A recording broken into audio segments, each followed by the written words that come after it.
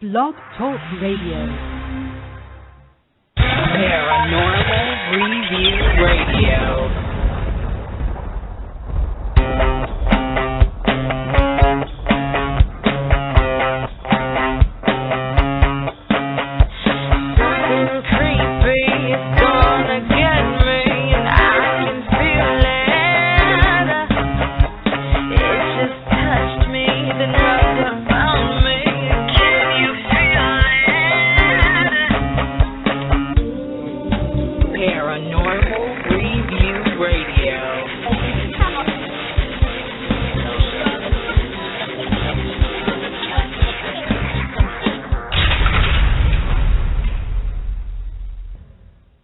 Hello and welcome everyone. It's Friday night and you're listening to Paranormal Review Radio with your host, Anthony in New York City.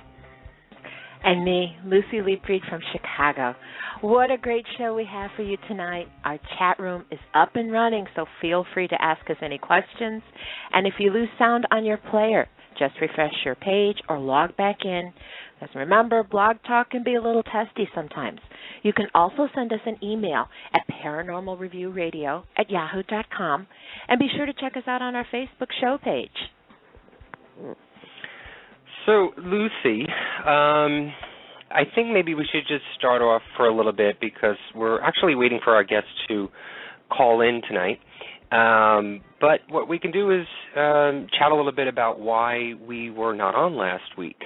Did you want to start off? Yeah. As everybody knows, last week, New York City and the East Coast were hit by Hurricane Sandy. And her path of destruction and mayhem affected so many people, including our own Anthony. And it was a long 2 weeks. It was very nerve-wracking for people that are there and for those of us who weren't there and totally felt helpless because we couldn't do anything. Anthony, you were like right in the middle of it, so why don't you just share with everybody kind of like what your experience was like this past 2 weeks? Well, I'm sure probably many folks that are listening right now may be somewhat sick of hearing about Hurricane Sandy. And I know outside of New York, a lot of the news broadcasts are pretty much done with the story, the storm and the weather and everything that happened here, which is fine because, I've remembered when things have gone on in other states across the country or even around the world, in the very first few days, it's the biggest story on the news and then it sort of dissipates. But everyone forgets about that people still struggle and are still living in the, quote-unquote nightmare that happens afterwards. So I actually don't even know what was broadcasted. It was only just yesterday that I was actually able to see pictures and see video and watch some of the news broadcast here in New York about what actually had gone on. I had not seen anything because on Monday, the previous Monday, I think it was the 29th, was when actually Hurricane Sandy had hit us. And our electricity and power went out probably maybe late afternoon, early evening, and since then we had not had any electric, no power, no heat, no hot water. We had nothing for 10 days. So we were living by candlelight and by radio pretty much. And I've talked about this before with other people and, of course, with neighbors and with a lot of folks because I had gone actually back to work the next day after the hurricane. And there's just so many more horrifying stories than what I had gone through, so it sort of put it in perspective for me.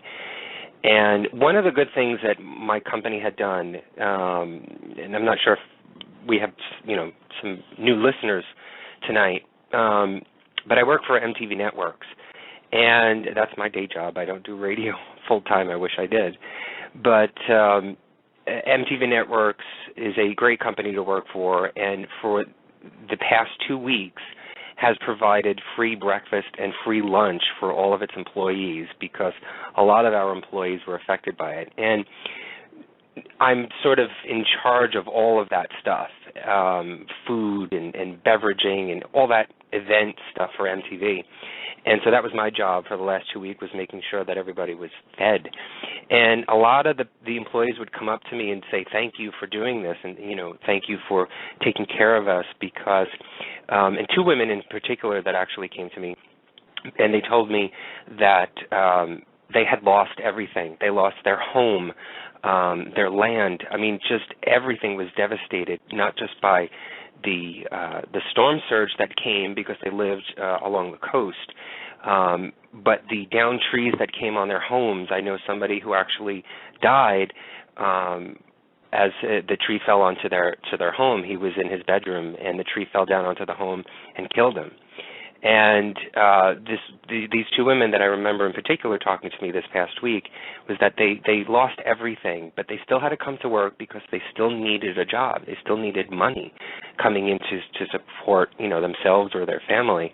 And they said that this was the only hot meal that they were able to eat every day, and because they would go home and have nothing. And so it kind of put it in perspective for me, where I was complaining that I had no electricity and no heat, and it was freezing here in New York because we actually just had a huge nor'easter storm just the other day that just, gave us 7 inches of snow on top of all the other mess. So sort of like a 1-2 punch. But it really put it in perspective for me.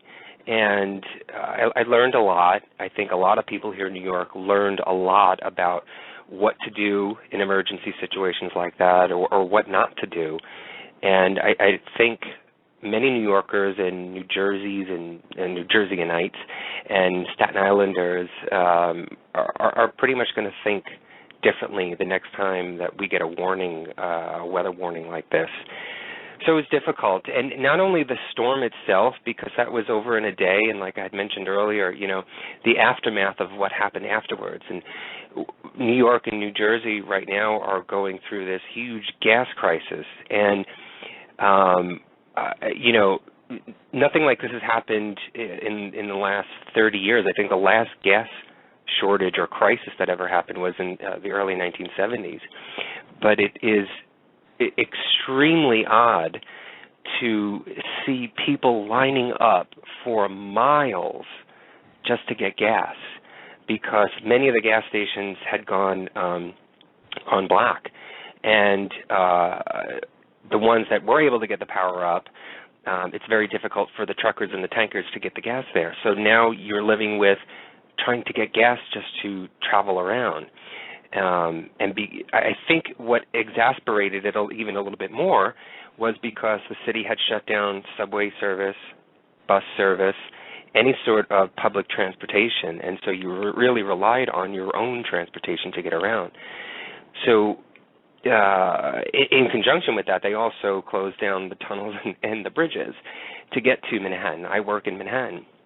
And so it was a really difficult time to have to deal with that on a daily basis, and then come home to darkness. I would walk around, coming home from work, walk around in the neighborhood, and I actually had to have a flashlight with me to actually walk down the block, because I would get home about 8 o'clock at night, and it's very dark.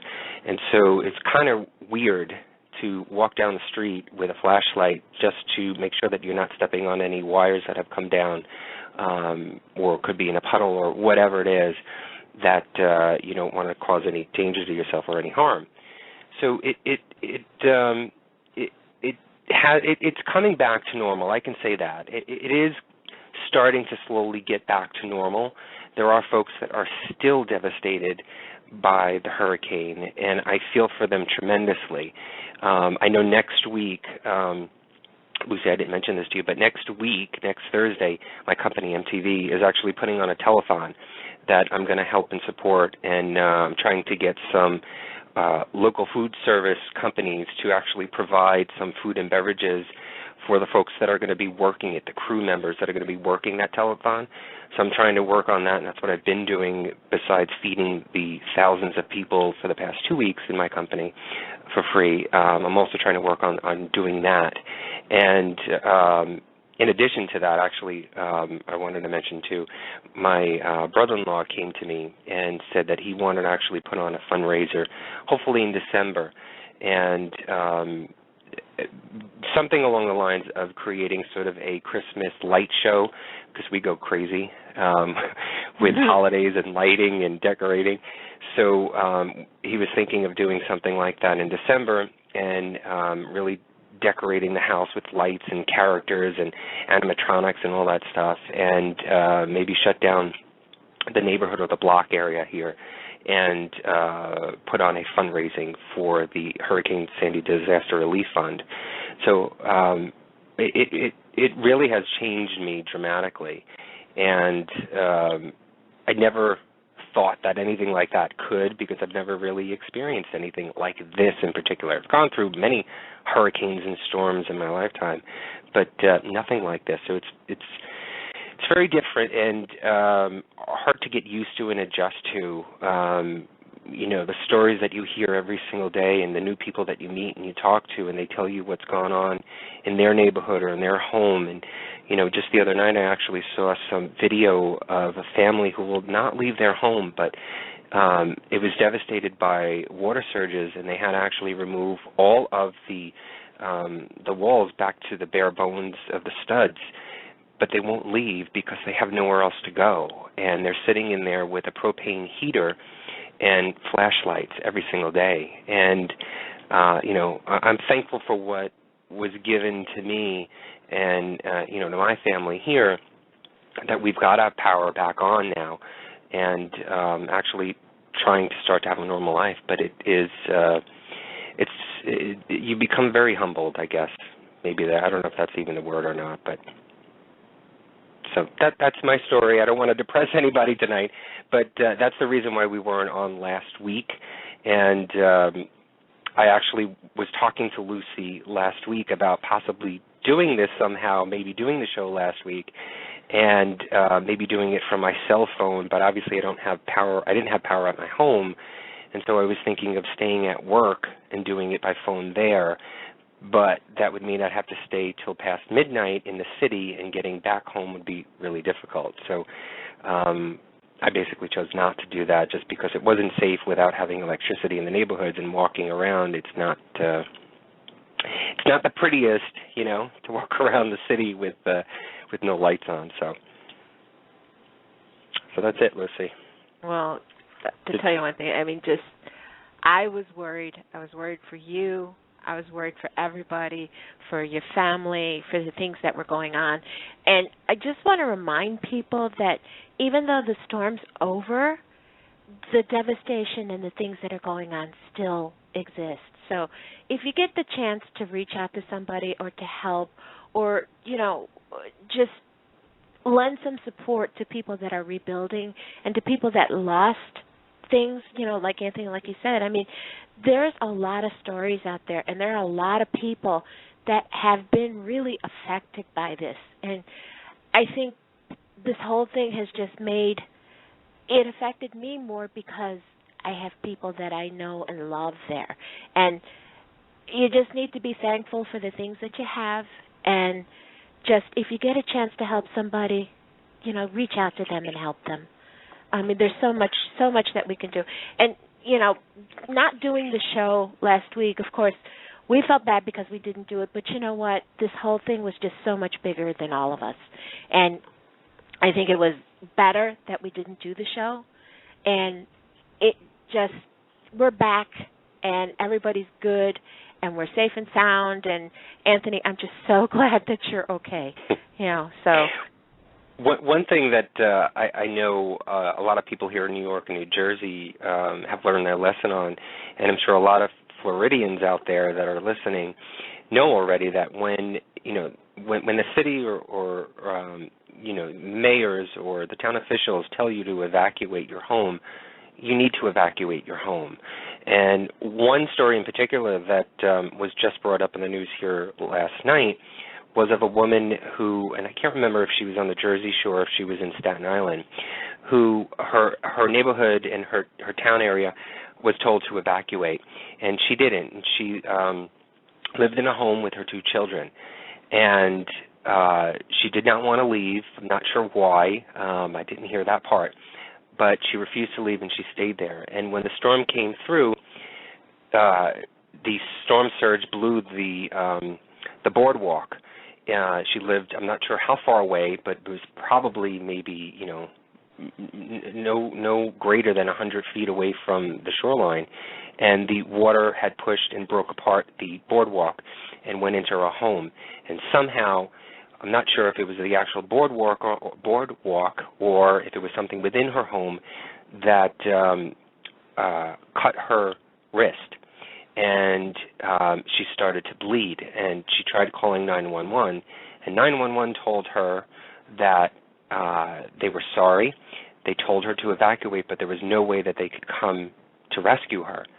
And she stayed in the home. Her kids were fine, but the woman bled to death, and she died. It just goes to show you that, they don't say to evacuate for nothing. If there's one thing that anybody should do when officials are telling you to evacuate your home, is evacuate your home. These are material things. They're not. I totally understand, and I get where people come from. That they've worked hard to get what they have, and a home is your home. You're proud of it. You've created this yourself. You've bought it. You've rented it. Whatever it is. But it's material things. Your life is much more important, and to leave your home is not giving up.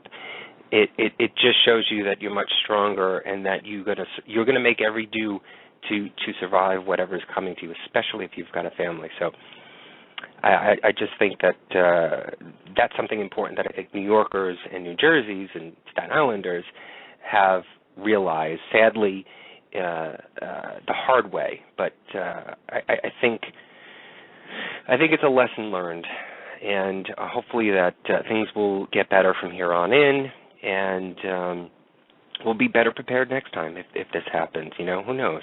And I was actually making a joke the other day that I got to start rethinking this whole 2012 thing, because it's been crazy here, especially in New York on the East Coast. It's been really crazy, not just weather-wise, but who knows? Maybe there is something to this 2012 end of the world thing, but we won't know. Well, it's over for now.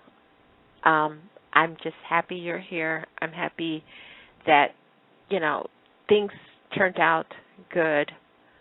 It's just really very, like you said, it's humbling, and it's really humbling from the outside when you can't do anything. When you're sitting and you're watching what's going on, it's really, Mateo mentioned earlier, it's like it's a little different.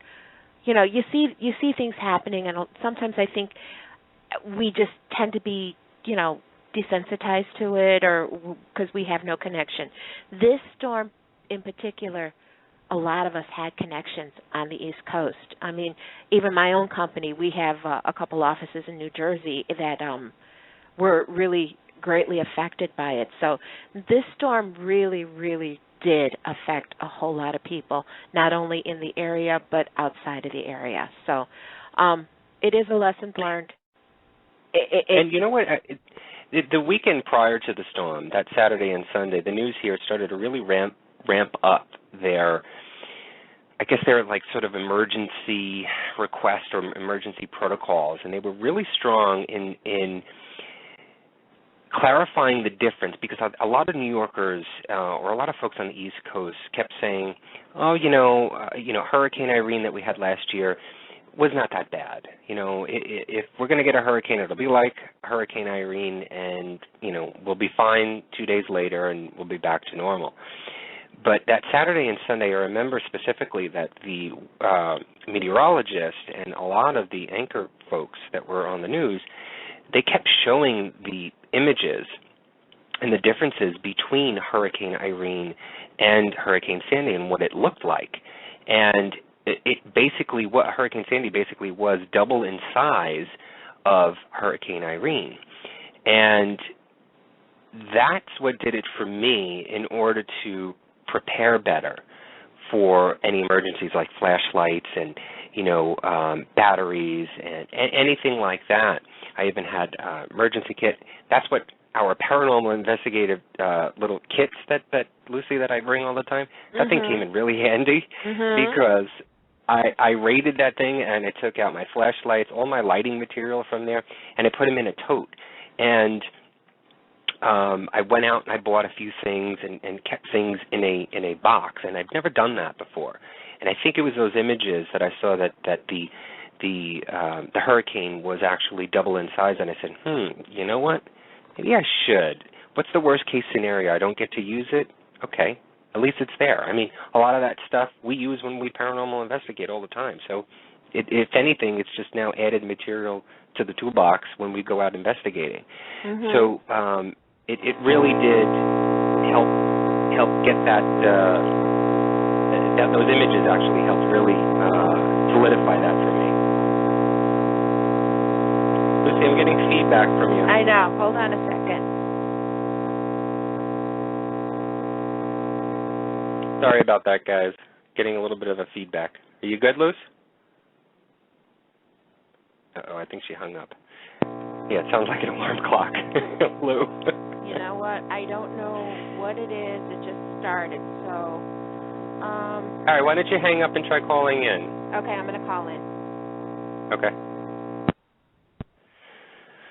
So, I mean, I don't know if anybody else out there had gone through anything like this. I'm sure, we're not the only ones. But, and let me know if you guys in chat can hear me, because I think Lucy hanging up may have done something. Let me know if you can actually hear me.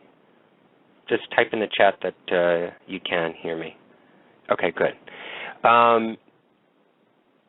So, I mean, I don't want to keep going on and on about it, but it made a huge impact, and I just wanted to share that with everybody and let everybody know what is going on here on the East Coast and what's been happening.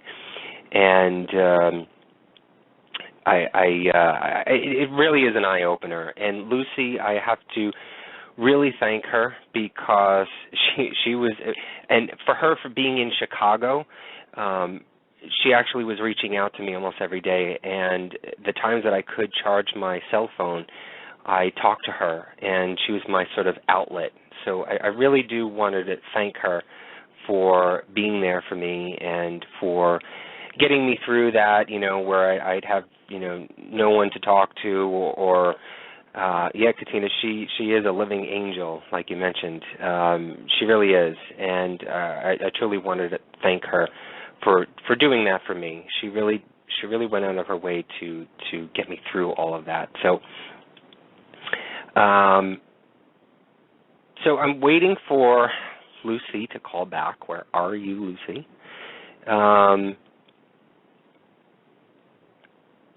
Let me see.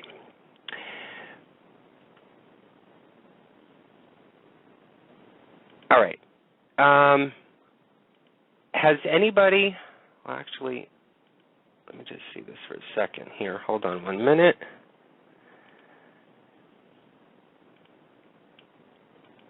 Sorry, guys. This is live radio, and so there's going to be some blips.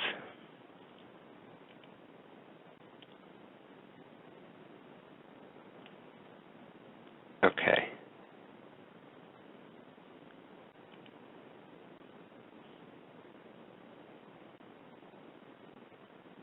Katina, you have a question. Can you talk about how bad turns to good?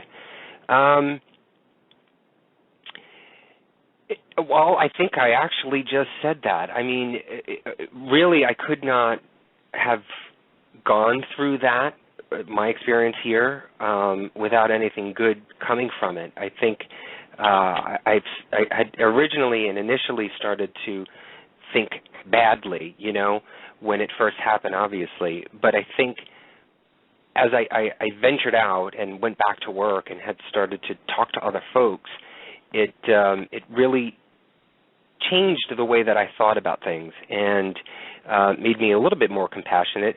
And Lucy, are you there? Yeah, I'm back. Okay. I wanted to mention, yeah, it sounds good. I wanted to mention this. We talked about this a little bit earlier in the week, but I had realized this, and it was funny because the day that I realized this, you mentioned it to me when you were talking to me on the phone. Do you remember what this was about? Yes. Yes. Why don't you tell everybody that? Earlier this year, Anthony and I were talking, and he mentioned that he had a feeling that something was coming, something like something huge was coming, something like a natural disaster. And he said that it had involved water. And both of us kind of forgot about it, but it was so weird because we both thought about it at the same time that he had mentioned this. And honestly, you called it. I mean, you had said this, I don't know, it was a couple months ago that you had said this. Yeah, I'm not psychic at all. Yes, people have said that, no, I'm not. People have said that, when we've gone paranormal investigating in the field, I get these feelings when I'm in a location. And usually it tends to be and sort of meter to the correct side of whether or not I'm feeling for a spirit or a certain feeling that's in the space. I kind of get that a lot of times, and so people have called me, oh, you must be sensitive, you must be sensitive. I don't know. I've just been always tuned that way, I guess.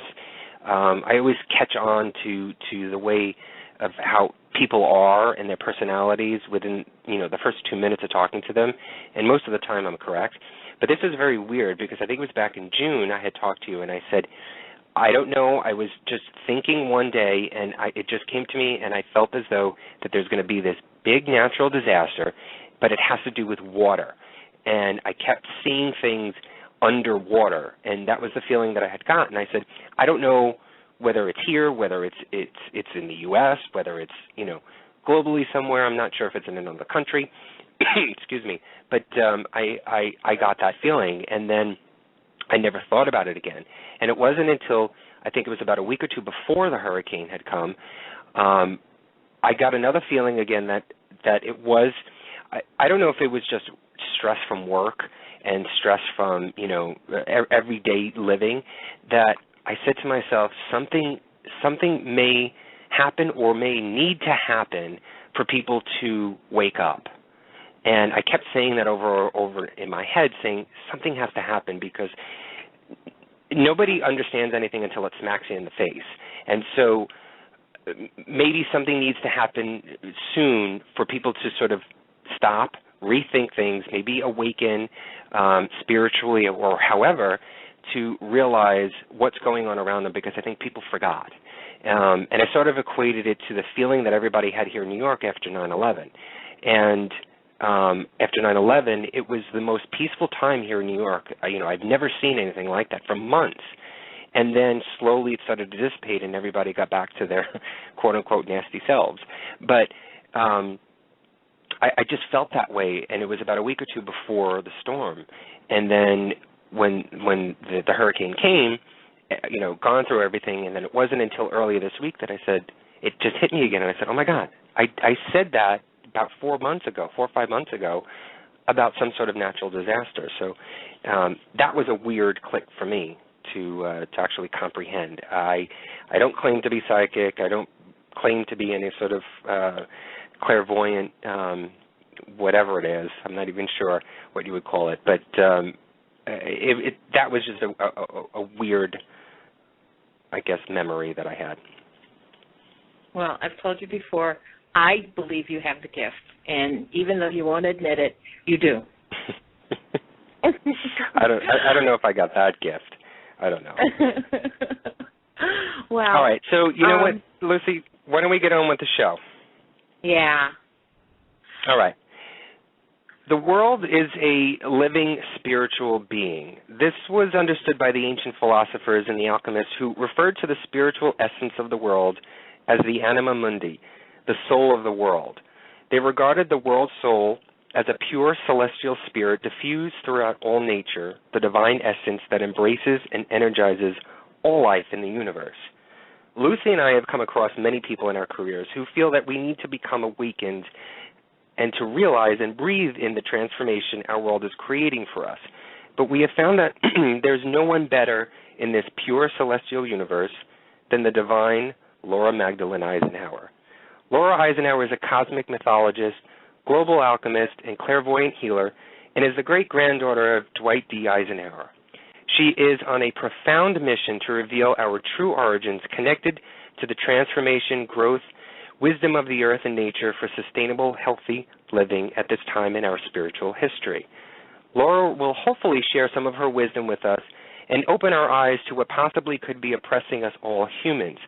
If Laura permits, we hope to get into some fascinating topics like secret Mars colonies, Area 51, and what we can do to help accept the 2012 ascension we are experiencing right now. So let's get this night started, and help me in welcoming Miss Laura Magdalene Eisenhower to the show. Hi, Laura. Welcome, and how are you tonight?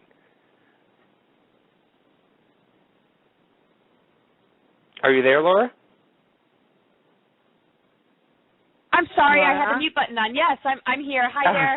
Thanks so much for having me. Hi, darling. Like, they can't hear me? How are you? How are you?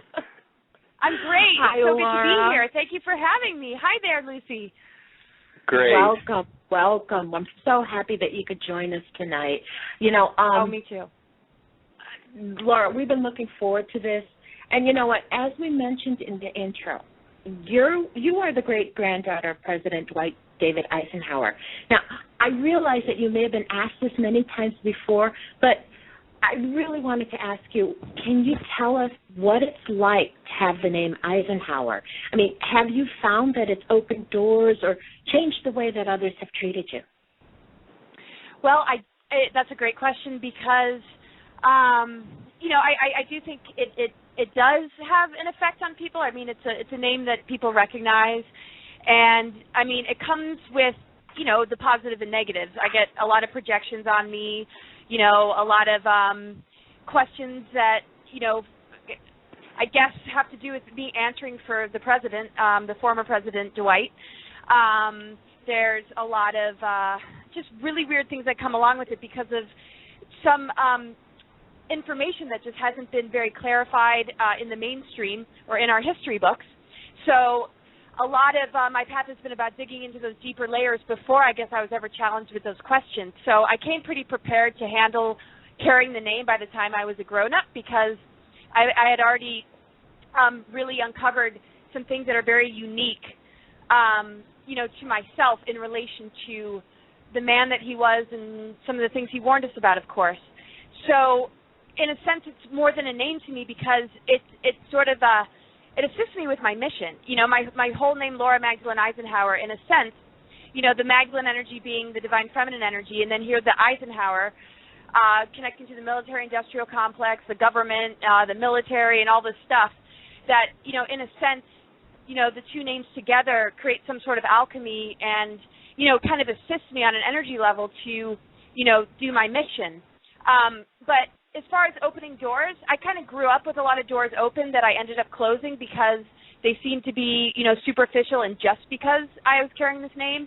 And that really wasn't my path. I carry it in a way where, the thing I have most in common, I think, with Eisenhower is the warrior nature, but I certainly am not maybe in the same belief system so much because we're dealing with history and we've all learned from our history, learned from the past. We're uncovering deep agendas, and, we're able to see things that might not have been seen back in that era. But we're both Libras. I'm all about balance, freedom, unity, consciousness. And because I never met him, I don't know, him personally, but there seems to be an incredible affinity. But the thing is, for me, it was never about walking through those open doors or, using it to get advantages because I could have and, probably made a lot more money, I had opportunities that would have launched me into a public maybe position that was more mainstream, better paid, maybe, in this sort of matrix that we exist in, but that really wasn't where I felt called to go. So I abandoned the opportunities that were connected to my name and ended up going on a deep personal journey, I guess you could say, into a multidimensional landscape of unbelievable discoveries and disturbing, breakthroughs that have assisted me in really understanding what the collective needs more than anything, and really understanding kind of the larger picture since our ancient history. I've researched, but I'm also a major experiencer. So, the things that I've gone through on my personal path, have connected me to the Eisenhower administration without even trying. So that's when I decided to use the name, because I was like, okay, well, I didn't use it when it was there for, doors to be opened, because they were already open just being in my family. I didn't really need to carry the name. And I didn't want people to know about it in the outer world because I didn't want to be treated differently. But then after surviving, breaking free of the Mars colony, recruitment, after, going through, the underworld and almost not surviving, being massively targeted. And, I mean, this isn't just the typical underworld of the dark night of the soul. This was like 25, 30 years of, barely being able to stay alive, because of my mission. So to me, it was just another day at the office, no matter how difficult it got. But then, after all that, I'm like, wow, I really feel like I need to carry this name because, this is connecting to things that people don't know about Eisenhower, his administration, and I'm kind of like inheriting some aspect of that administration by being recruited to the Mars colony, which connects to Alternative 3 that was established during the Eisenhower administration. So I felt ready at a certain point in my life, I think in, maybe the last 3 years, to carry the name Eisenhower. I didn't my whole life until now. Not to really draw attention to myself, but to, because, you could put me behind a big black veil and never see me. I don't care. It's really just for the collective. It's, for my service. It's not about me personally. But I use that name to allow people to at least be curious enough to look at these deeper layers. I use it in the highest integrity possible, not for the superficial benefit. I kind of do it, but I take on a lot in deciding that, because my responsibility and my mission, is so connected to it that I think it does justice to, carry it and be able to explain, my path in connection to it in order to open eyes rather than, have some advantages that others might not have. I use it for service rather than benefit. Okay. Well, speaking of the history that you've inherited, you have mentioned the Eisenhower legacy. What exactly do you mean by this? Well, that's kind of a weird term, so I don't really use it so much anymore because it's kind of hard to understand, because I'm not really a product of the Eisenhower family. It's not like I share, the same beliefs or I was groomed to be a politician. I mean, I was a total black sheep, lived in the wilderness, just kind of like the freak child with all these crazy ideas and insights, and then, of course, digging deeper into the deeper layers. I'm sorry, could you just repeat the question? Well, basically, what I'd like to do is I've read and I've listened to several interviews that you've done, and you do have such a wonderful message of awakening and becoming enlightened. But before we get into that message, I'm assuming that, before we get into the message and the legacy, can we talk a little bit about the hidden agendas that are facing humanity? I mean, I think your message will have a greater meaning if we explore what's happening first. And one of the things that really had struck me, can we start with the issue of a shadow government and how it came into being? Right. And see, this is what connects to the legacy, connecting to exposing the military-industrial complex. It really just connects to his final speech. The rest of it is a little bit chaotic. It's, we're dealing with extraterrestrial races, different agendas, just, the human race trying to, handle all this. But, the shadow government is something that is, seated in our ancient history. It has to do with, things that took place even before Gaia was a planet. There was a time when the dragon goddess Tiamat was, connected to the primordial waters, the Sea of Chaos.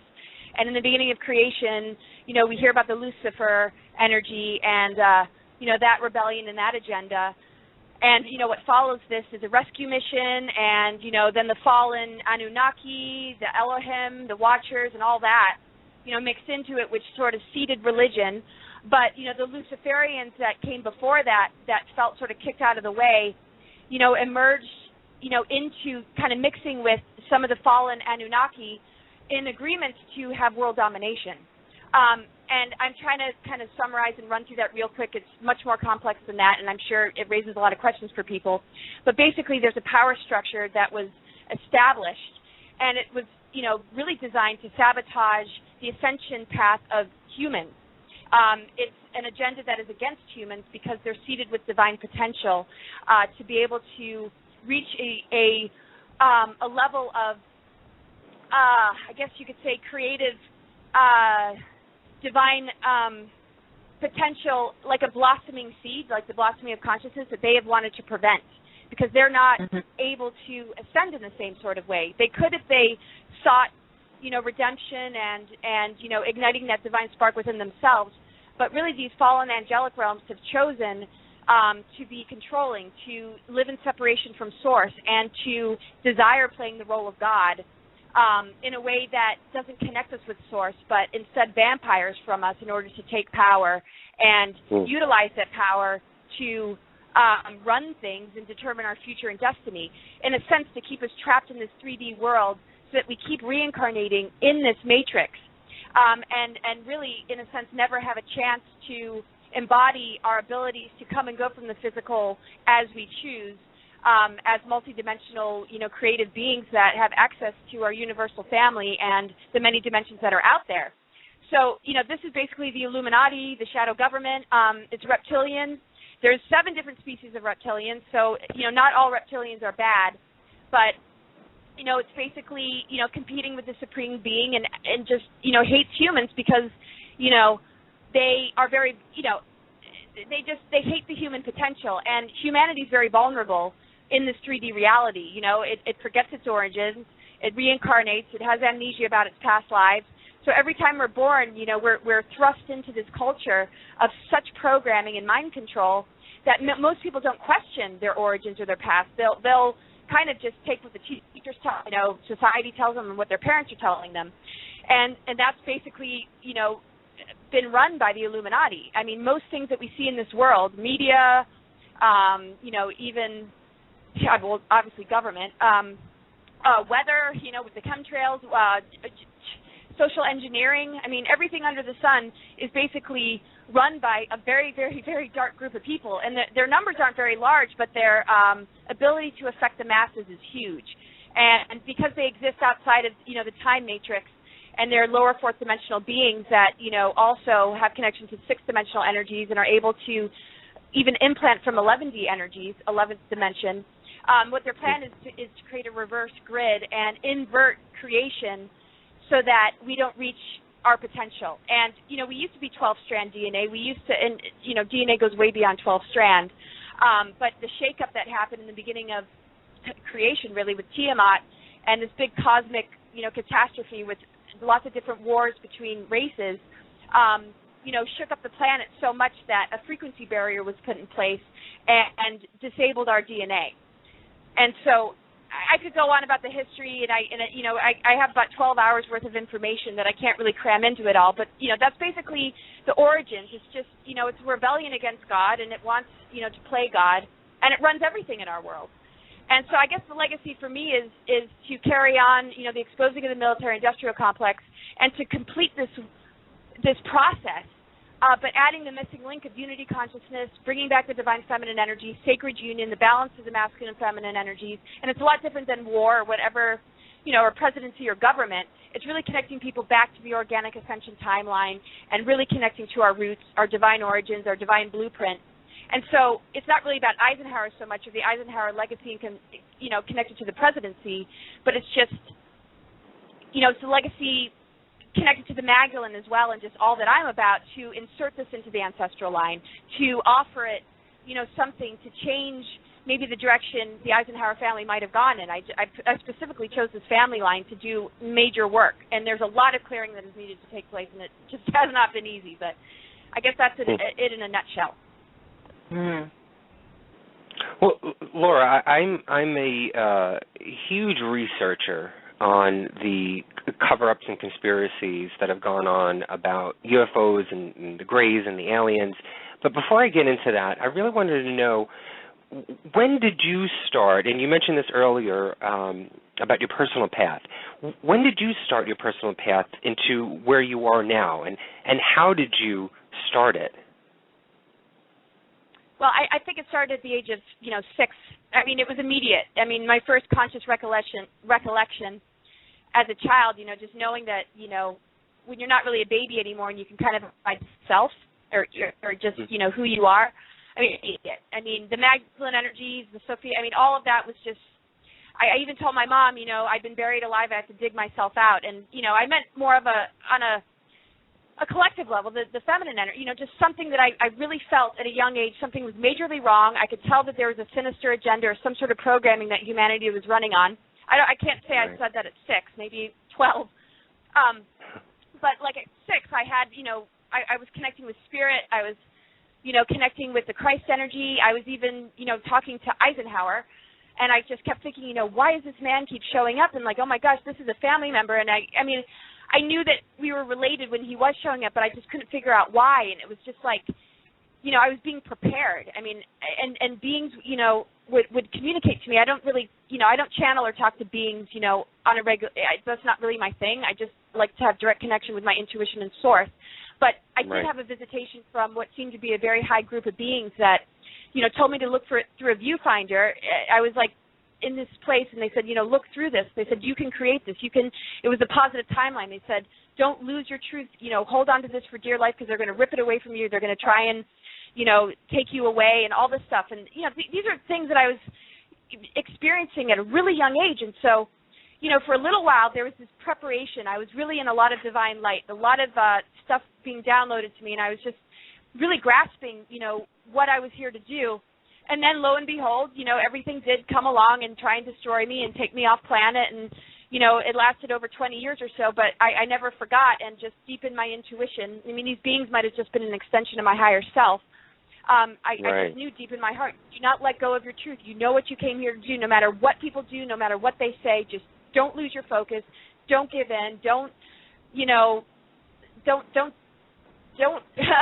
get in the way of yourself, regardless. And that was the strength that I carried. So of course, it hasn't been easy. There's tons of misunderstandings and confusion. So it's been kind of a lonely path up until I got to just really share my story and connect with people and be, in the social networking and really just like feeling like, oh my gosh, here it is. Here's the community. Here we all are unifying, and this is what it's all about. And I had visions of this, and I had visions too, like prophetic dreams that prepared me along the way. Things about divine light coming into the planet. Things about when I was dealing with the Mars recruitment before it even happened, what it would look like, me being taken away, on a ship, and voices, telling me from the sky, they're going to try and control you, but you make a choice. What you came, do what you came here to do, basically. Or actually, the question was, are you going to do what you came here to do? And when I was in the ship, I said yes, and I fell out of the ship, and then a planetary alignment happened. And even things, being attacked by robots and playing this whistle and having all the robots explode. So like along the way, I've sort of briefed about what we're dealing with on a planetary level, but a lot of it seems really wild. And then all of a sudden, I'd be confronting it, and I'd have that sort of preparation. I just, felt like, okay, this is it. I can handle this. And it really, protected me along the way. And so this, really started at 6. And my whole life has been about this. I've never, ever had really a normal time. It was like I was living a double life and just really just like, wow, trying to be like functioning in the human realm was the biggest challenge. I was bedridden for a long time. I had deep emotional reactions to everything happening on the planet. All the suffering. I must have cried for 20 years straight. I couldn't function.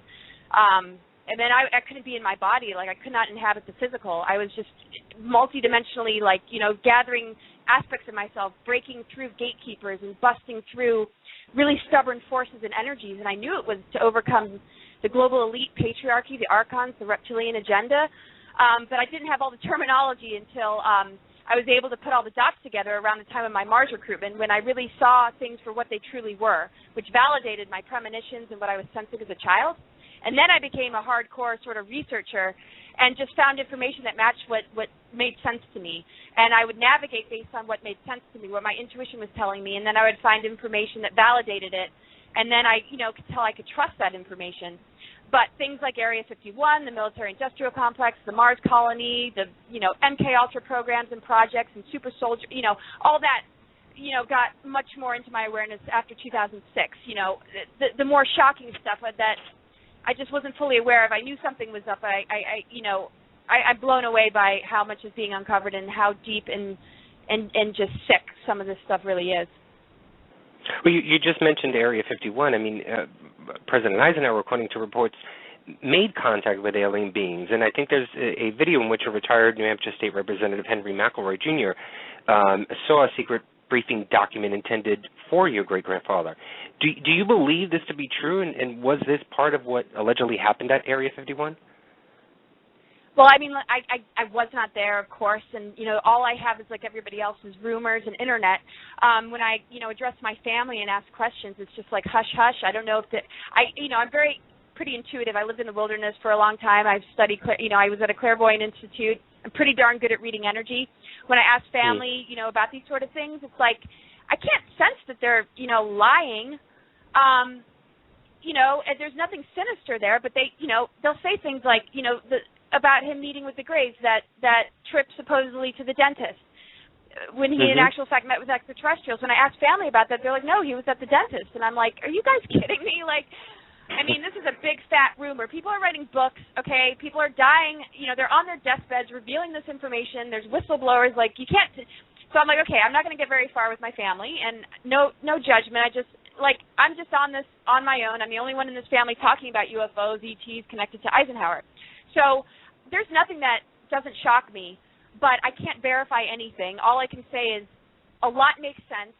A lot of the dots that I've connected that relate to, what went on in his contact with extraterrestrials. I think there were more than I think three altogether, three races that he's met with, the last being from Venus, which is a very positive thing because the one before that seemed to be with the Greys and seems to be a deal that is not a good thing.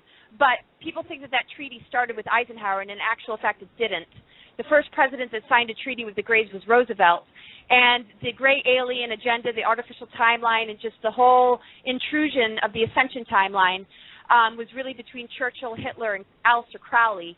And Lisa Renee has pulled this information out and put it together, and it's unbelievable. And so she's one person I don't have any doubts about. I don't really research or follow anybody. I mean, I've read things that I already know in my intuition, and then I just, Google it, and I don't care who it's coming from. I'm just glad somebody else has written it if it already makes sense to me. I don't really have anybody pinpointed that I really follow or listen to, but Lisa, I get the goosebumps, and it just feels like truth. And so, these treaties really, originated much earlier, and supposedly they get renewed every 10 years. So I do know that in the Eisenhower administration there was a lot of dealings with extraterrestrials. Alternative 1, 2, and 3, alternative 3 connecting to establishing a Mars colony was also established in the Eisenhower administration, and that information came from extraterrestrials. Because humans don't come up with this type of stuff. We don't have the technology to even know how to, create a colony on another planet. I mean, we've been dealing with extraterrestrials throughout our history. Unfortunately, there's very malevolent forces that are working with our government, and but the population of negatives compared to positives is much, much, much smaller. But in this third density, they're swarming. Yeah.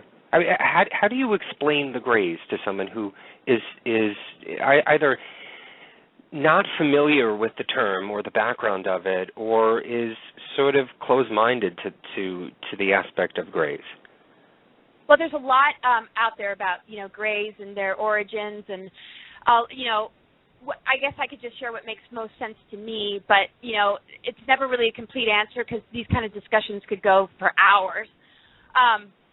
But, yeah, the Greys seem to be in service to the reptilians. Also, they're time travelers, and, the races of Greys that are working with the government supposedly come from the future and have time traveled back. And basically what they're trying to do is to ensure that their artificial timeline will kind of happen. They use technologies like looking glass technologies, and that's what that technology was used in my recruitment to locate me, find me, or find out about my past lives or what I was all about. I mean, they utilize technologies like that. That's what was told to me. And so basically because they're able to use quantum access, teleportation, time travel, and they've been able to, pass technology and trade technology with humans have ended up, becoming the major problem, the military. And that's where we hear about my labs. And, they work with the Greys, but some Greys, are there's breeding programs to just create Greys to simply work as slaves, technicians, doctors, or whatever to do these abductions. But there are other Greys that are like future human selves that have degenerated into that form that have time traveled back in order to make these dealings so that they can take our genetic information and they can, use us to help them stay alive, because they're a dying race. They're not able to evolve past 52,000 years. So when they hit that sort of stopping point, when they're really just about to just sort of become extinct, they time travel back, and, their life cycle is based on what we're offering to them. They rely on our life force to be alive in a sense. Our life cycle as divine beings on the ascension path is immortality on an organic level. The Greys and reptilian agenda is utilizing technology for immortality, and that's why they want to keep us trapped in the time loop, because they need our energy to pull it off. And so the Greys are like the ones that are, really doing the abductions. But there's other, Grey races that might have a different role.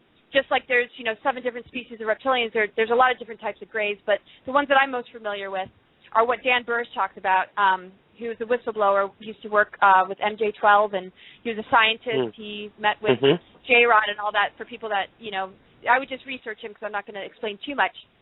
But he was, talking about the P-52s, the Greys that travel 52,000 years from the future, and the P-45s traveling 45,000 years from the future that were more malevolent. But the further down the line, like into the future, the more benevolent the Greys seem to be.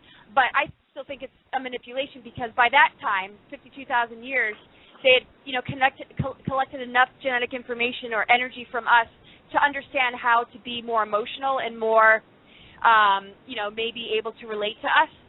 But, to me, they're just as dangerous. I mean, gray alien technology is not really our friend at all.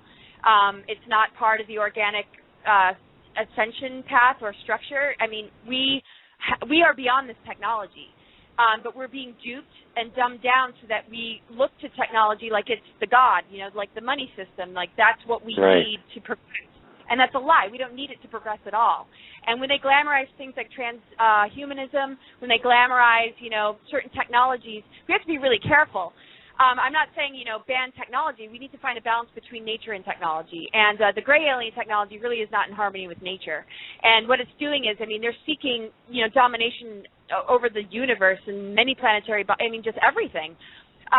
And so, they want humanity to assist them and help them, and that's why their greatest tool is deception and secrecy.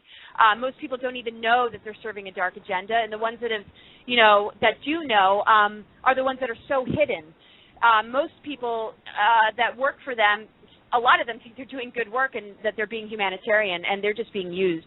So, the Greys, they do the abductions. They, but the form that they have and the physical characteristics that they have, not being able to reproduce, they need us to assist with that. That's why, people are impregnated. Kim Carlsberg's story, for example. But, they degenerated because of being in underground bases and off-planet colonies, not getting any sunlight, But then I feel that there's just a race of Greys that aren't future human selves, that are actually just beings.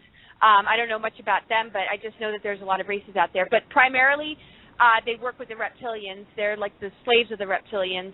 And actually some, have rebelled against their masters, which happens a lot with many species. Anybody that is in a controlling position or a ruling position, usually the ones that are beneath them end up revolting. And so with time travel and utilizing these technologies, technologies of quantum access, they're able to kind of predict, human reaction, because it's all energy and frequency. They're able to gauge, what the playing field's going to be. And they think they have it all figured out and mastered. But, some of us are intuitive enough to be a little bit ahead of the game, which they don't always expect, and they're losing. So I know that they're losing, but I don't think they expected it. I don't think they expected that I'd be able to get out of the Mars recruitment either. It wasn't part of their plan. So it's always good to screw up their plans. You know, Laura, the things that you talk about, you know, this total control, I mean, this really does sound like something from a science fiction movie. And, you know, people talk about rumored FEMA camps and things like that. Is this all part of that? Yeah, I mean, everything's really connected. Anything that, you know, when we're dealing with chemtrails, which have nanoparticles, and, you know, basically weather is turning into a weapon. I mean, it has actually been for a while, but now it's to a more extreme level where, you know, the nanoparticles are coming into our physical bodies that are linking us to an artificial intelligence system. You know, they're able to engineer storms. They're able to, I mean, this is geoengineering too with what Monsanto wants to do, which is to, you know, give us genetically modified food and seeds so that the farmers are reliant on buying their seeds from Monsanto. As Monsanto and, you know, the global elite controls the weather, which can create the droughts, which makes us dependent on something outside of us because we're not working with nature anymore. We're working in a way more artificial matrix than what we've experienced in the past. So it's all connected. It's all just a control agenda. It's because they want to play God. They're trying to strip Gaia, Mother Earth, of her power and replace it with the power of technology and this global elite rulership. And the way that they get us all involved is to lower our energy, to have us plugged into the television, to distort the masculine and feminine roles so we're sort of like out of balance with each other, to infiltrate our consciousness and our emotional bodies so that we don't really get along and so that we're dealing with a lot of different triggers and dramas and, you know, we easily just fall apart. And then the false flag of war, 9/11 and all this other stuff to create this divide and conquer thing so that we all carry historical resentments, but in actual fact, they're behind, you know, the making of all of this for a specific reason. None of these wars were necessary. It's an agenda to conquer and divide. But when we look at the history books, we think, oh, well, we had to because of this and that. But, you know, they control all of it. They control, I mean, they're the chess players. And, you know, I don't expect people to believe me, but, you know, after so much research and going through, you know, what I've gone through in my life experience, you know, I would not utter this stuff unless beyond a reasonable doubt I was certain. But, of course, there's gray areas. You know, people need to research. I mean, there's some things that I might not have totally spot on, but, you know, my physical body's kind of wired to, like, if I don't speak and I don't share this stuff, it's like my whole system will shut down. And the only things that I allow myself to discuss are the things that my body harmonizes with and says yes, yes, yes, kind of like muscle testing and kinesiology. So, yes, it's a control agenda, but it's no different than how we can identify with ourselves. You know, our ego has a control agenda in our own bodies. You know, it wants to control things. It wants to be right. It wants to be successful. It wants to, you know, we can see in our micro world how we've inherited these agendas, and we can stop them on a personal level by not buying into it, by not buying into the programming. It's not so much about being chipped or having nanoparticles in us. We have to buy into the programming to have any of those things even work. You know, those are tools to control, but those tools don't work unless we already have bought into the program. Just like if we go to a healer, you know, the stones, the crystals, and the tools and the modalities aren't going to work unless we are ready to heal, you know? So I'm not here to promote fear. You know, yes, there's implants, there's nanoparticles, there's agendas that want to keep us locked and trapped in this 3D world, but it's not possible if we don't buy into it. If we set ourselves free and we do the inner work and we deprogram and we really get ourselves back in alignment with our divine consciousness and our connection with Mother Earth and our connection with source energy, that's all it really takes. So it takes, you know, a person willing to heal to have the tools work, and it takes a person unconscious and asleep to be controlled and to have those other tools even, you know, work. So yes, our bodies are being altered, but, you know, we're beyond the physical, and I've never, ever had any fear about our future. I have not enjoyed, you know, certain aspects of this journey, and yes, I've been freaked out and completely, like, thrown off my center, but I've always been devoted to the positive timeline, and I know, you know, everything is just fine. But, you know, we all have to step up and participate. Well, okay, so you basically mentioned in part of the awakening, you know, we need to become aware of our own potential, but you did mention control of the weather. And recently we've had quite a few natural disasters that have been happening. And the last one, of course, being this hurricane this week. And I have heard you talk in other interviews about how they've been mimicking nature. So in essence, are you saying that these occurrences have been created or triggered in some way? That the what? That these disasters, the hurricanes, the changes in weather, have they been triggered? Engineered, I would have to say. It's hard to say which ones have and haven't. I mean, I think that's the big question for people that know these agendas are happening. Every time there's a disaster, it's like, okay, was that HAARP? Was it Mother Nature? And one can kind of just sort of feel into it. The ones that are usually, generated or, engineered and from HAARP and just, this agenda usually affect the larger populations. What they're able to do is steer storms into coastlines. They're able to also intensify them and make them a lot worse than they normally would have been. The Earth always has natural hiccups because it's always trying to balance itself. So when, things need to shift or plates are moving and changing, they'll just kind of come in and direct it, control it a little bit more, or add to it. But, they have to respond to something that's already somewhat naturally occurring, but then they just amp it up and they just, move it around and they just have that ability to do it. But as far as I'm concerned, Mother Earth and us, who are totally linked to the core and the multidimensional cosmic energy that she's connected with, our awakening is allowing sort of a detoxing and sort of a purging. And so, we're going to be sort of, I think, experiencing both types of disasters.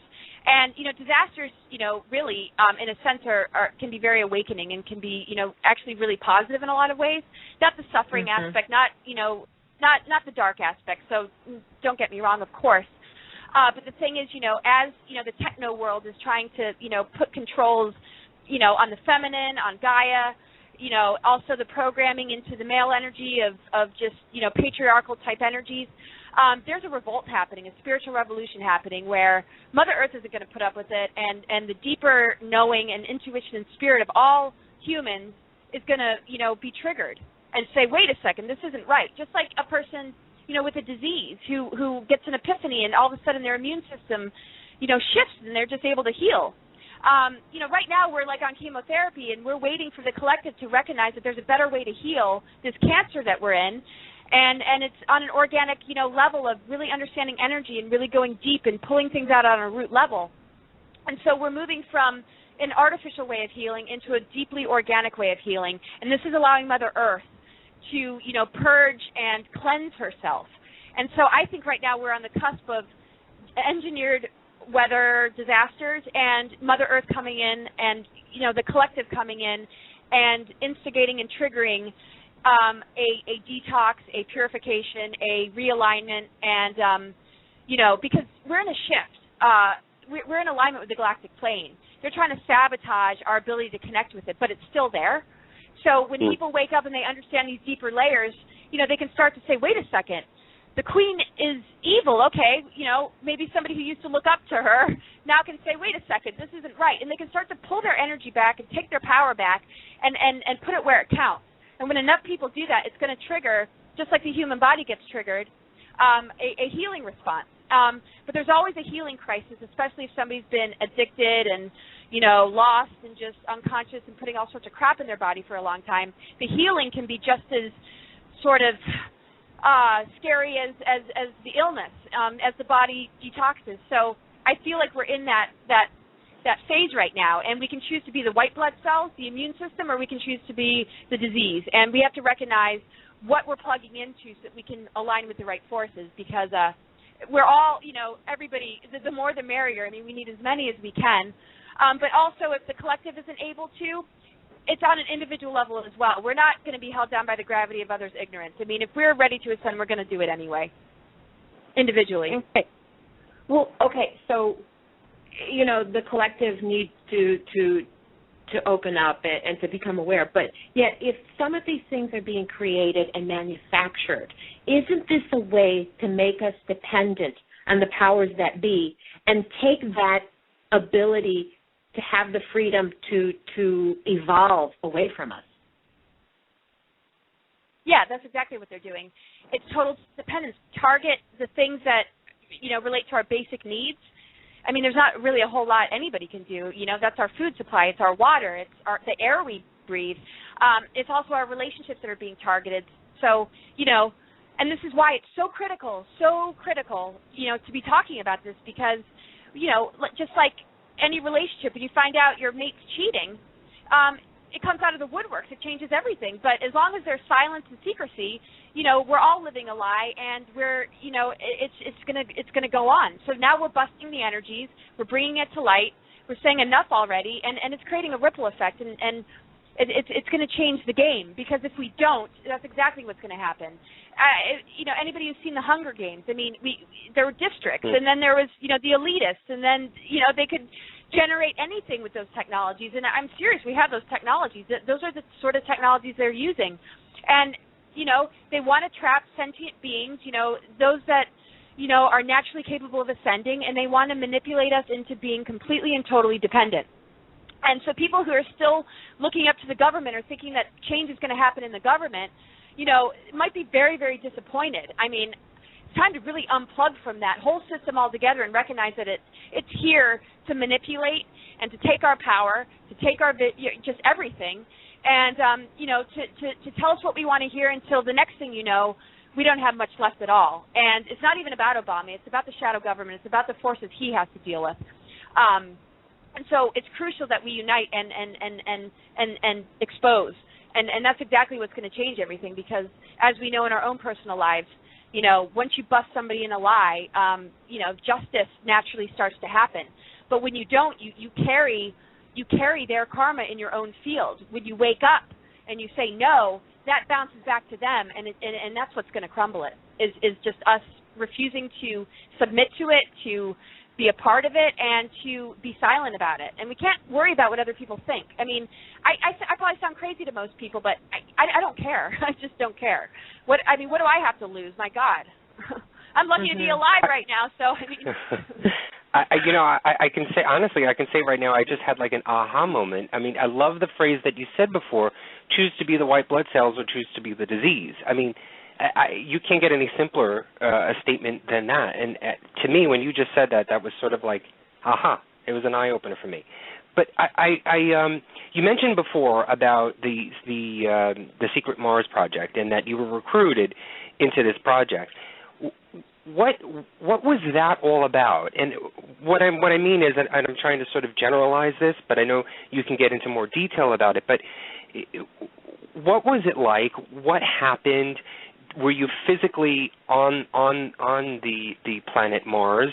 And is there anything that you know of that our government or NASA are not giving to the public, that they're not expressing or freely giving that information? Is there anything that we should know that either be for warning or for cheering, if that is the case, that we're not hearing? We're not hearing any. I mean, government and everything on the world stage is theater. I mean, what goes on behind closed doors is a completely different picture. The secret space program compared to NASA, I mean, they're two completely different things. I mean, here people are watching the shuttles and the rovers. Like that's the space program. There's something that's so hidden, that is so mind-blowing that, I mean, I don't need to watch movies anymore. I'm like, my life is sci-fi, drama, tragic. It's like, my God, like, it's not like I ever needed to watch movies, but I'm just saying that what we see in movies is more accurate than what the government is telling us, and what the government is telling us is way more acting and way more theater than even Hollywood comes up with. So those technologies are real, and, there's teleportation, there's time travel, there's colonies on Mars, there's bases on the moon, there's things happening on Saturn, Jupiter, different star systems. Mars has, it's like a teleportation station, too, to other star systems. It's not just a place that they were going to have a colony. But right now, like, things are going weird on Mars. They might, I think people have had to actually leave. I'm not too sure. It's not like I don't have insider information like some people do, like my inside sources are telling me. I did for a little while as I was breaking out of the recruitment. But just to answer your question, in 2006, I went to a festival and I met a man, and we met and there was a natural affinity, and we started seeing each other. And I had moved to D.C., and he was visiting me there. He lived in Virginia, and he was going to secret meetings. And I was, curious. I'm like, what are you doing? And blah, blah, blah. And he's like, well, I can't really talk about this. And there was a lot of secrecy. And then, I'd be sort of brief. Okay, well, this is what we're doing, and this is what it's about.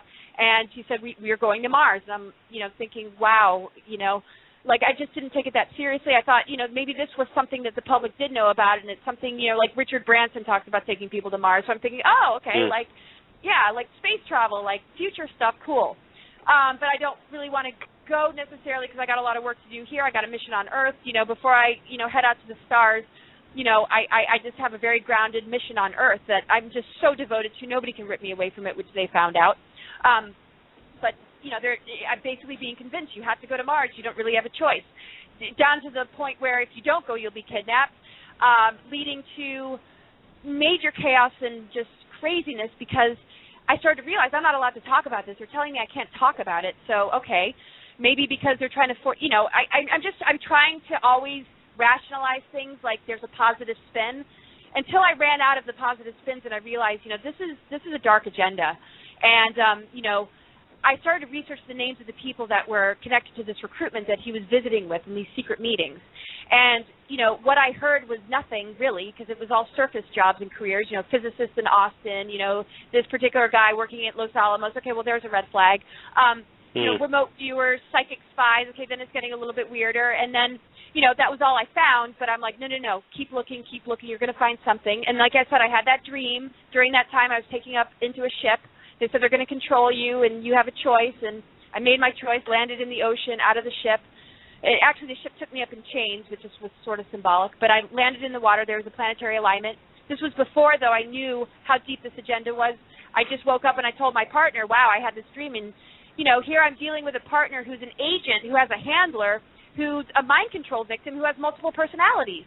So this is when I started realizing what I was dealing with. I'm dealing with somebody who has a handler. I'm like, okay, I haven't heard that word since what movie or what story. I don't even, like, what is a handler again? Kind of like, well, and I'm like, I don't want a handler. He's like, you can have a handler. I'm like, I don't want a handler. And then I started realizing, based on his behavior, he's like part robot, or there's something that he has absolutely no control over because he would get phone calls to get codes over the phone and disappear and, like, not remember anything. And I'm like, I didn't have Project Camelot. I didn't have any whistleblower friends. I had nothing to allow me to feel like this was something that actually, really is prevalent and, exists. So I'm like, wow. It was proven to me because I was living it. I was with a partner. So it wasn't like, I was grasping Internet stuff and projecting it onto it like, oh, it must be this. I was pretty naive, I have to say. I said, as a child, I knew there were sinister agendas, but I was naive, to the extent of, a lot of it. I mean, I knew there was the CIA and secret societies, but this was a whole other faction of it, connected to going to a Mars colony. So the way they presented it to me was, we have to go off planet in the event of cataclysms. It's to protect you, and like, okay, well, that's nice and everything, but there was still a red flag, because I knew I was prepared by, as a child that, they're going to try and take you away, and to stay true to what you're here to do, and and I'm thinking, Mother Earth doesn't need us to abandon her. We don't need to evacuate, but there's certainly beings on this planet that should leave, that are mistreating her, that are poisoning her, and the human race. So, right. All this stuff is triggering out of me, and I'm like, I don't know where this stuff is coming from, but my passion is, like, out of control, and I'm just like, I'm a force to be reckoned with. I'm not afraid of them, and they're just like, whoa.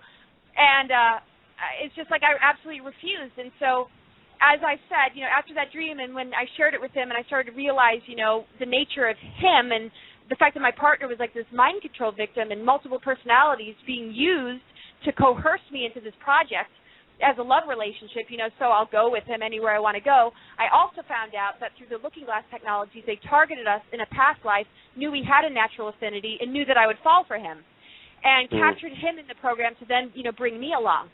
And so finally, after researching for a while these names, I then found a connection between the names of the people that wanted to recruit me with things like HARP, mind control, psychotronic weaponry, artificial telepathy, and my labs. And so I realized, a lot of what my partner was experiencing as far as, ET connection and communications, and because he said that it was the ETs that said we needed to go to Mars, and the group of people he was meeting with were going to help and assist because I guess they had relations too. But I got a major red flag. It didn't feel like he was really, telepathing with genuine extraterrestrials. So when I discovered that this group of people were connected with my labs and artificial telepathy, it was like, ding, ding, ding, yes, he's getting, false information, and, this is a military kind of ET collaboration, And a lot of it isn't even genuine because sometimes, you know, there's real abductions and then there's military abductions and then there's sometimes a mixture of both. I think this case was a mixture of both. And so here I am kind of uncovering all of this, like I said, with no Project Camelot, with nothing but just me and the internet and just my intuition and my, you know, the passion of my path and my love for my children and the protector in me that's like an eagle that's going to bite off your head if you come near me and my kids. So that was in full force. And that's kind of like how I got out of it. I realized, and I wasn't expected to find this because it took 2 weeks to link their names with these technologies. Now there's websites because people have really put it out there because, you know, Project Camelot and like a lot more has come out of the woodwork. But back then, this was hard stuff to find. So then I decided, you know, the best thing I can do is talk about it because I knew my phone was bugged. So I shared it with a friend, and you know, they knew that I knew what they were about and what they were connected to. And then they started leaving me alone. I wasn't attacked anymore. I felt, you know, the energetic, I guess the, you know, psychotronic weaponry, or I don't know what was being done to me, but I could barely function for years. It was like something always ungrounding me, you know, just this invisible attack. And, you know, I went to a clairvoyant institute, you know, and I've done so much to make sure I'm not crazy. And at times I've been like, you know, sometimes I wish I was crazy because I'd much rather just, you know, play Parcheesi at an institution than deal with this right now. Right. But, you know, it was proven to me that I'm not crazy. You know, they basically said, what you're here to do is be senior to these forces. They said this is not bad karma. They said there's as much darkness after you as the amount of light you have. And I was like, okay, well, you know, and they said you've been clearing wormholes of inorganic entities your whole life. And, you know, people have helped me understand what I'm about. This is not just me and my delusional mind saying, oh, yeah. I mean, I've gotten major confirmation from numerous sources that have really confirmed a lot of what I share. Or else I probably wouldn't share it. I'd be on a search to make sure it's not, you know, crazy stuff because I'm humble enough to know that there's a chance that I might be a little bit, you know, a few wires might be crossed and I might have a few screws loose. I mean, but, you know, in actual fact, they're like, no, you're anchored in the, you know, and I've gotten a lot of great validation that's really helped me, you know, not doubt myself. But anyway, so once I started to expose the names and I talked about it and, you know, then they started to back off like, oh, my gosh, you know, it's kind of like she found us out. And then Alfred Weber in 2010, which was about 3 years later, you know, who works with Andrew Basiago as his colleague who is teleported to Mars, who has actually been on the planet, helped me put my story out. I've never been to the surface of Mars. My colleagues, Andrew Basiago and Brett Stillings have. I mean, their stories are incredible. But we've been able to kind of put the dots together. I was a later sort of part of this agenda. You know, they were sort of the guinea pigs to sort of teleport there and sort of establish the colony or at least the ability to go back and forth or, you know, play with these technologies. But I was, you know, recruited to be a permanent colonist. So, you know, it was weird. It's still weird. And but I got out of it, and, you know, I'm here on Earth to just sort of share the message and, you know, upgrade the warning about the military-industrial complex. You know what, Laura, you briefly touched on it, but with all this against us, what do you recommend that we do, you know, that humans do in order to prepare ourselves or to protect ourselves? Well, that's an awesome question. And, you know, it's really, you know, be adaptable, flexible, open, you know, just there's so many powerful forces that are assisting us in breaking free. And we just have to remember that they just want to distract us. They just want to pull us away from that connection. And, you know, if we just simply have a boundary and say, you know, I'm not going to give my power away to this. I'm not going to let these masculine, feminine distortions ruin my relationships or, you know, the way we identify with ourselves and our human bodies. And just, you know, refuse to, you know, play the human game because it is a game. And, you know, it's about reconnecting to our divine energies. We're aligned with the galactic plane right now. You know, the natural stargates are opening, you know, but they want to block that. And, you know, the agenda, it takes two, you know. They can't take your free will, but they can deceive you and trick you into giving it away. And that's what government, false flags, and all these agendas are doing. They trick people, and people gladly give their free will away because they trust, and they take advantage of the trusting human heart. We have to recognize that these forces are dark. We can, you know, have, you know, support the good in all those beings in the hopes that they'll, you know, wake up and rid themselves of these tendencies. You know, I have all the hope in the world for Obama, but I don't connect to government at all. I'm not a part of that matrix. But I just hope the good in him.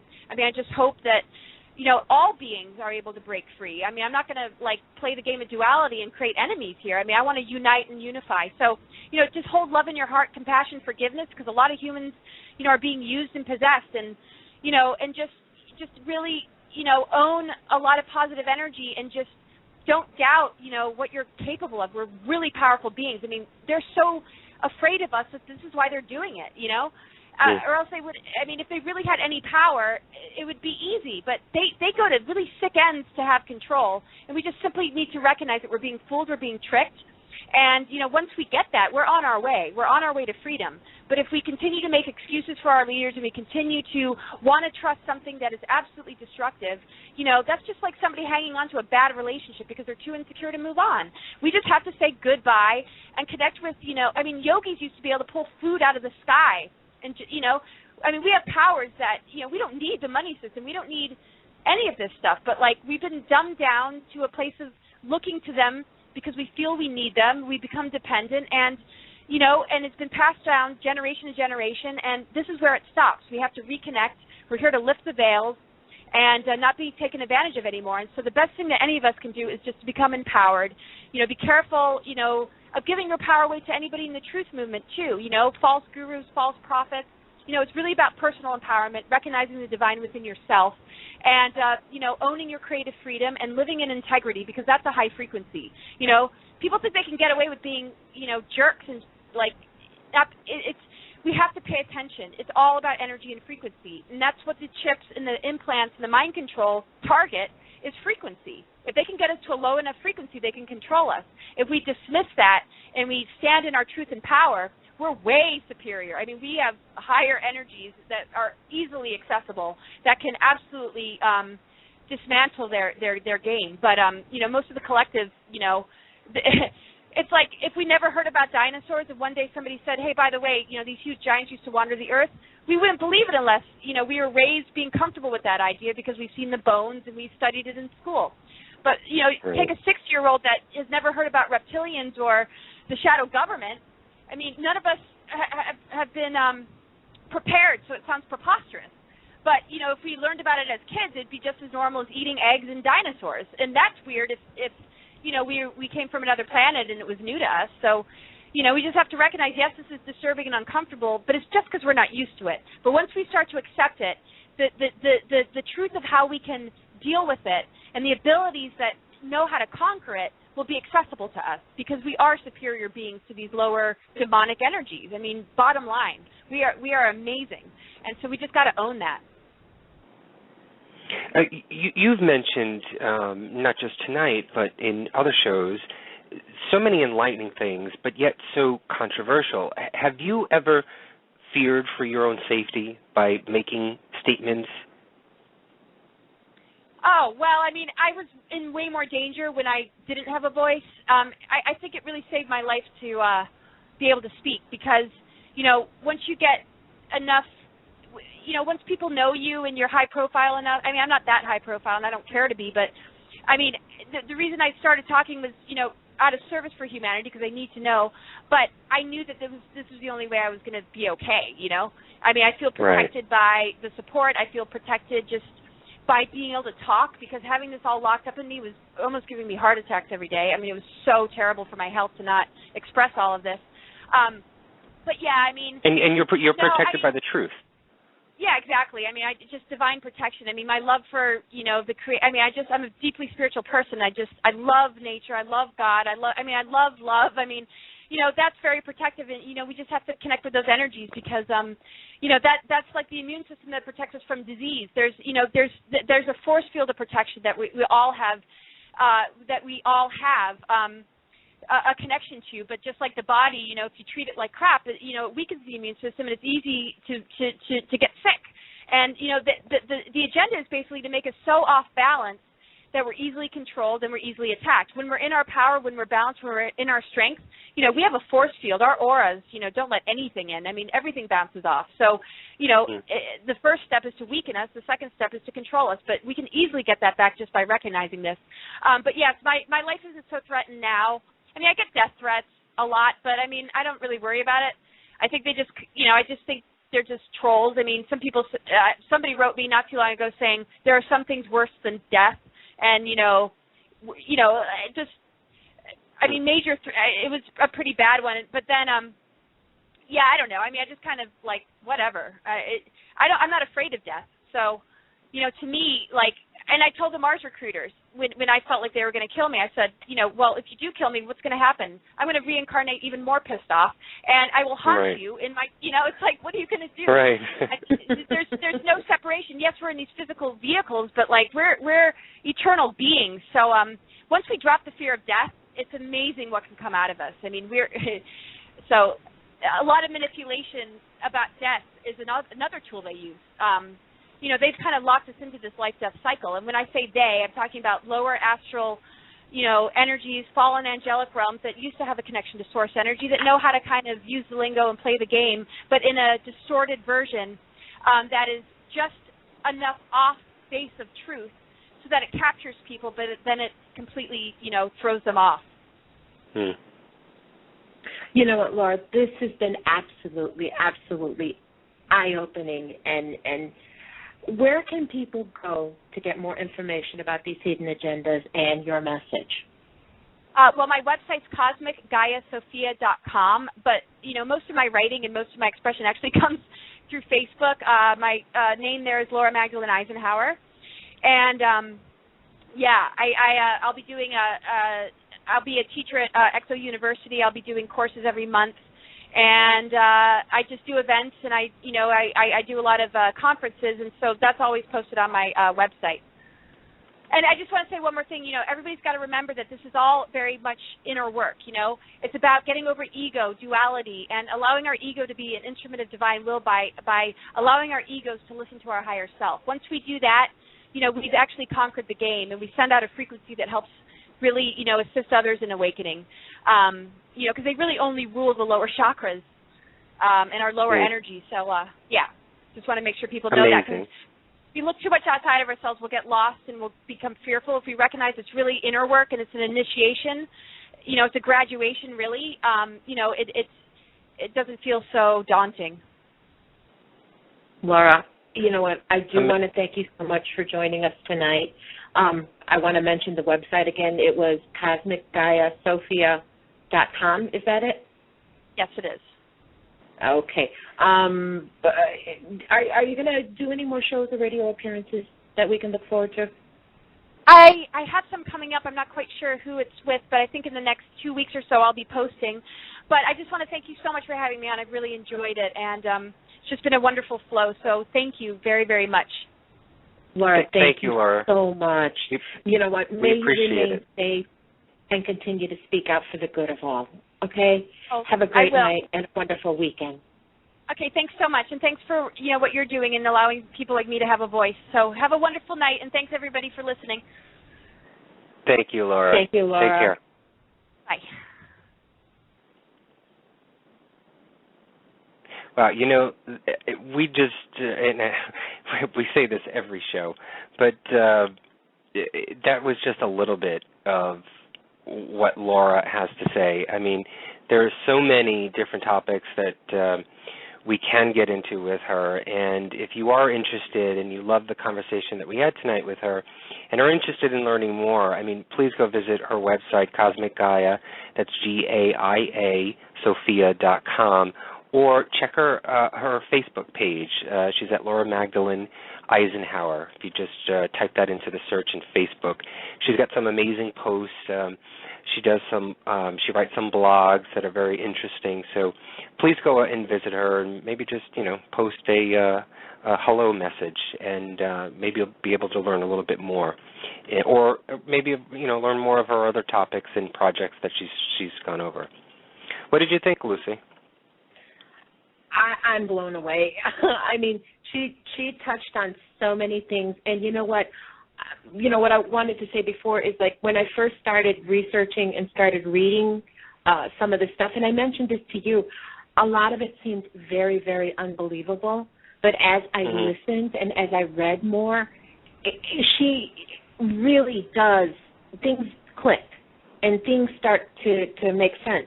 So when you look at all the things that are happening around us and you know, just the past couple months, I mean, you know, people becoming aware. And then also on the other side, it's becoming very obvious that there are a lot of people that are unaware. So I truly believe that this is all part of the awakening. I believe that this is part of ascension. And I think she has a very valid message. And I'm really happy that we had her on. Yeah, you know, what came to mind when she was talking about a lot of the topics tonight, and one in particular that stood out to me was when she was talking about the dimensions. You know, the I think she was mentioning the lower fourth and the 11th dimension energies. Our guest last week was going to be Brian Kalick, and we were going to talk about how the reverse EVP speech or reverse speaking, how that comes to, I guess, fruition. How does that come to here within us, and then how that bounces back into the universe. And he has this great video where he explains the waves and how it travels through the dimensions. And you know, much of what she actually said sort of corroborates some of what Brian Kalick had mentioned, who he's a paranormal investigator, researcher, as well as a physicist. So it may sound like right off the top, it may sound wacky, as some people may have said, or just unbelievable, like you just mentioned. But I think, and she has mentioned this before, if you do the research, you may find that some of what she's saying, or most of what she's saying, may have some truth to it. You just have to dig a little bit deeper. It's not something that can just be, you know, opened up and read in on a black and white sheet of paper. You really have to connect the dots, because nothing like this and nothing like that she said tonight has ever sort of been put in a nicely packaged wrap. So, you know, I kind of agree with her that you really should go out there and do the research. You know, she can explain it till she's blue in her face, but I think it doesn't hit anybody until they see it for their own eyes. Or like I was mentioning, I had that aha moment when she mentioned that, you know, choose to be the white blood cells or the disease.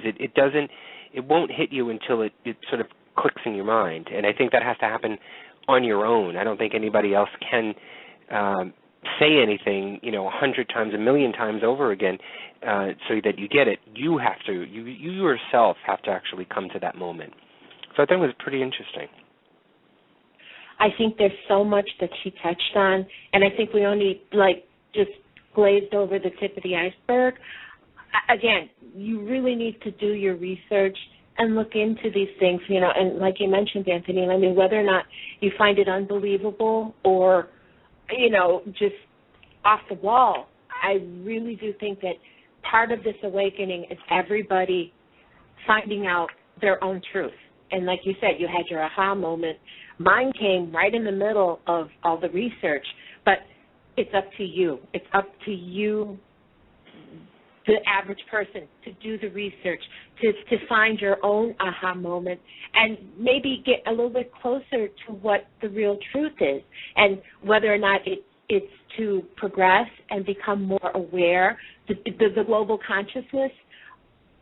It's there, and you know what? I think it's exciting, and I really, really would love to have her back sometime, you know, especially as we go farther along in the awakening, just to maybe like a check to see where we're at. Yeah, and I also like the way that she put together that the man-made or triggered weather storms and issues that we have compared to or is mixed in with Mother Nature combating that. You know, it kind of made sense because, you know, here we are treating Mother Earth bad, treating the planet that we live on, you know, with neglect or with harshness, and Mother Nature is sort of trying to wake us up and trying to, you know, change the way that we're thinking and the way that we're treating each other as well as nature. And you know, there could be some bit of truth to that. I mean, I've noticed that in the last few years that, you know, things could be that. And we've done stories before on HAARP, and the strange sounds that are heard all over the world, and how HAARP may be a part of that, where they may be triggering these sounds that everybody keeps hearing. It could be signals that are triggering these storms, or maybe it was something that was sort of, like press the red button for the missile to launch. Maybe those HAARP sounds, or those sounds that we were hearing all over the world, was that trigger button, was that start button to say, okay, unleash everything. And, now with all these earthquakes and hurricanes and tsunamis that have happened since then, since the start of that really, has been triggered, man-made triggered here, and now Mother Earth, Mother Nature is basically saying, this is not happening now, here you get this, and here you get that. And it's that battle. It's that sort of, nature battle between man-made and Mother Nature. I mean, and who knows, maybe this is the, 2012 ascension. Maybe this is the awakening period. This is the period that the universe is giving us to awaken. And if we don't awaken, and if we don't open up our eyes to things, there could be consequences to that after the fact. And that may be the whole, 12/21/2012 deal. It's not the end of the world, but it's something that we need to understand and see to be able to move on. So, I don't know, I just think she's really interesting. She's got a lot to talk. She's a very fast talker. But she does write a lot of stuff, and so it really is good to go check out her face page or her website and just read more about what she talks about. It may, sort of click with you. Well, you mentioned Brian Kalek, and I just want to, let people know that we are working to get a new date for Brian, and we're hoping to have Brian on the show soon. So just stay tuned. We'll announce the date. But one thing I just want to say is I really, really, really, one thing that kind of like struck me is her message about Mother Earth and what you just said about Mother Earth rebelling. Part of the Native American belief is that you do treat Mother Earth with respect. And a lot of the things that are happening is Mother Earth reacting. So it's just really interesting how her message just really is very, very close to what the Native American message and what the elders have been saying for ages. And, it's all connected. The farther I go along, this is all connected. I mean, the things that we're learning, it is just amazing. I think it's an absolutely fascinating and wonderful time to be alive. And I'm glad I'm here for this awakening. All right, so Luci, why don't you get on to our weekly natural business? Okay. Well, our Paranormal Review Radio Fan of the Week. This week we went to Twitter again. We have developed quite a following on Twitter, and so we just want to recognize the people, not only on Facebook, but the people on Twitter that, post and retweet and listen to us. And this week, we got a very, very special lady, and she goes by the name of Toast Gal. Her name is Susan, and her Twitter name is @ToastGal. That's TOASTGAL. She's from San Gabriel Valley, California. A couple likes about Susan. She likes photography, coffee. She has a purse addiction. She's been French kissed by her dog. She's a seeker of the truth, a wannabe ukulele player, and a paranormal enthusiast. And she is a follower of Paranormal Review. So congratulations, Susan. Thank you so much for being a fan. Thank you for your support. Congratulations, Susan. And did you just say she gets French kissed by her dog? I took that directly from her Twitter page. Okay, I just wanted to double check. I love it. I love it that she even posted that. I think it's awesome. Okay. Well, you know what? What we've talked about tonight, there's so much to think about, okay? And no matter what you believe, no matter what's being kept from us, no matter what's presented, One has to keep an open mind, but don't just accept what's being said. You need to do your research. Look into the claims that are being made. Become aware. 2012 is a time of an awakening. It's the time to find your own truth. There's so much coming for us in 2013 and beyond. And whether it's good or bad really depends on what we do individually. Question what you don't understand. The love and peace that we seek is there, but remove the negative energy so you can enjoy what is good. It is a time of change, and change can be scary, but you know what? It can be so, so good. So, you know what? A lot of the things we talked about tonight were scary, but let's talk about things that are scary for another minute here. So many of us have experienced contact with the other side. It's part of what drives us as paranormal investigators. And some of us have experiences that are almost too frightening to tell, but we still do. We still talk about it. Well, A&E Bio has taken some of these stories and put them together with some actual footage and accounts from the people who have lived through them. My Ghost Story is the highest rated series on A&E's Bio channel. Mark Phillips is the executive producer of the show, and he will be joining us next week to share some of the true stories that make this show a must-see for anyone who is interested in the paranormal. So join us next week. Mark Phillips will be our guest. I want to thank everyone for joining us tonight. I've said it before. I'll say it again. We have the best fans in the world. Anthony, I am so, so happy you are okay. I know it was a rough week for you, a rough 2 weeks, and not just for you, but for everyone that's in Sandy's path. Like I said before, just remember that it may not be in the news, but the devastation and everything that's happening there is still happening. So, like I said, if you get a chance to lend a hand, offer some support, please do. So, on that note, until next week, dear friends, have a paranormal week, and good night. Good night, everybody. Paranormal